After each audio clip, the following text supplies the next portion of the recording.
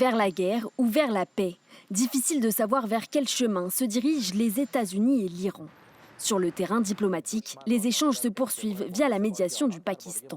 Mais dimanche soir, c'est sur son réseau social que Donald Trump a jugé totalement inacceptable la réponse de l'Iran au plan américain pour mettre fin à la guerre. Quelques heures plus tôt, Téhéran a indiqué vouloir se concentrer dans un premier temps sur la fin de la guerre, en particulier au Liban, et sur la sécurisation de la navigation maritime.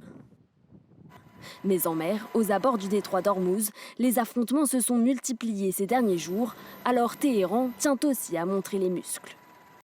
Toute attaque contre nos navires déclenchera une riposte iranienne forte et décisive contre les navires et les bases américaines. De nombreuses inconnues subsistent sur les concessions que Téhéran serait prête à faire pour rouvrir le détroit, ainsi que sur la suspension de son programme nucléaire. C'est l'une des principales exigences de Washington, mais aussi d'Israël, qui, contrairement à son allié, considère que la guerre n'est pas terminée. Ce n'est pas fini, car il reste encore des matières nucléaires, de l'uranium enrichi, qui doivent être retirées d'Iran. Il reste des sites d'enrichissement à démanteler. Autant de questions toujours en suspens. Entre Washington et Téhéran, le va-et-vient de propositions se poursuit depuis plusieurs semaines, sans aboutir pour l'heure à un accord.